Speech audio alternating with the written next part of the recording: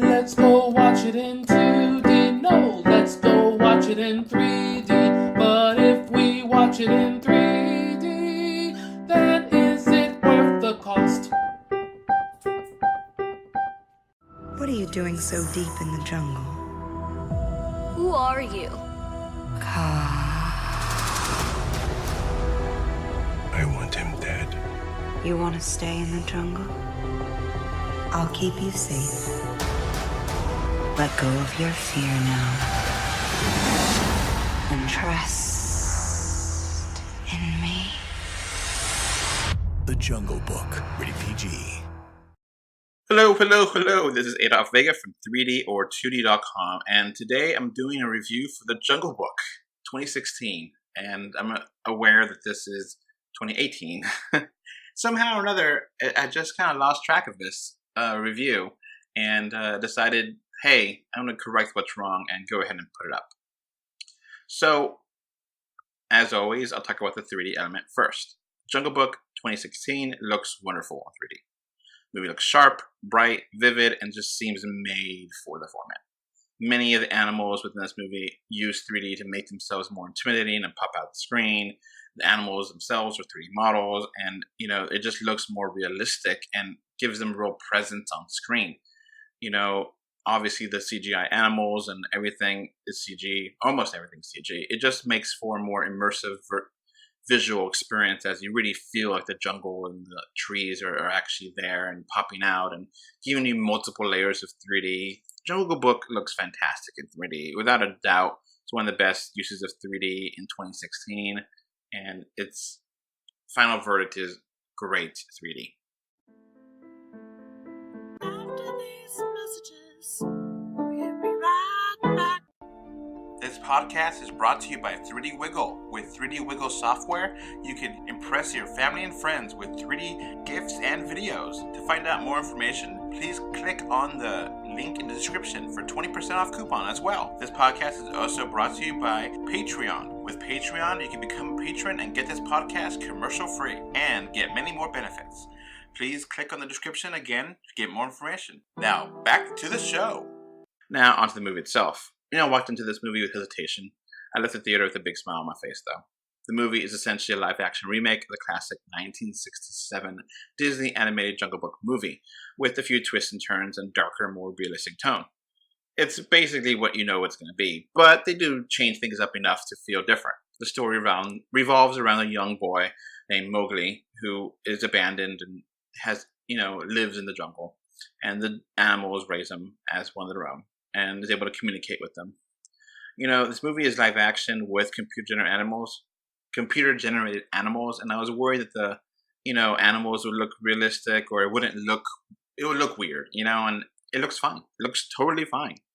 I was worried for nothing because the movie looks beautiful, and the trailers totally failed to demonstrate the quality of filmmaking of this movie. I had no problem suspending my disbelief, and enjoying the movie for what it was. It's probably one of the best voice acted movies I've seen. Everything is just perfect in their roles, and they sound like the animals they represent. My favorite voice actor is Bill Murray as Baloo.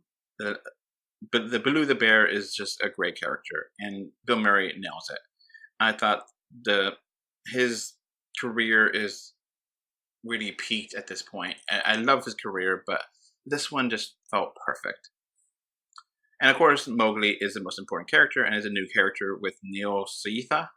And he is perfect for this role. He acts very well as a child actor, and, all the digital creatures are around him, and he knows how to interact and work with it. It's very impressive that he carries a movie. Mowgli is the only real human character in this, and it works. So many actors struggle with working against digital characters, and it doesn't. He nails it. The movie is very straightforward and keeps a fun, smooth momentum. The movie is filled with many innocent charm and is simply a joy to watch. Has many funny and captivating scenes. The only issue I have is how it's handled its songs. So there's two songs within this movie that are essentially the same songs from the 1967 animated original, and they fall flat. The songs are more subdued, more toned down, and the original songs, they just don't compare to this movie. So I knew what they felt like they really wanted to put it in, but it just didn't feel natural. and it wasn't as well done. Like, I'm trying not to compare to the original, but just to say it felt like it was forced in, and it didn't feel natural. It didn't flow well. Where it just don't put it in if it doesn't work, and it just doesn't work here. So overall, I was captivated. I love the movie. It's nice. It's a remake done well, and if anything, I like it more than the original, except for the music. It has the magic of Disney in there with amazing special effects and something the whole family can enjoy. So I'm gonna give this a final verdict of 9 out of 10. Again, I apologize for having this review way late. I don't know how I missed it, but that's gonna be it for me. Sorry again. All right, so that's going to be it for this podcast. We now have a Patreon, and the link is in the description. Thanks for watching. And we are on Facebook, Twitter, Instagram. They don't put it everywhere. Just look for us, 3D or 2D. And of course, review us on iTunes. And if you want to write us a letter, our email address is email3dortwo d@gmail.com. So that's going to be it. Thanks for listening. Bye. Bye. Hey, bye. Bye, everyone. All right, before this podcast ends, I want to give a thank you to my patrons. Right now, we have one patron, which is David from Spain, and I want to thank you for your financial support to help making this possible. If you want your name to be called out and your location, please become a patron on Patreon. Our link should be in the description, or just look for us, 3D or 2D, on Patreon, and you get plenty of benefits. So again, thank you, David from Spain, and I hope to have many more Patreon patrons with us soon. Thanks again, David.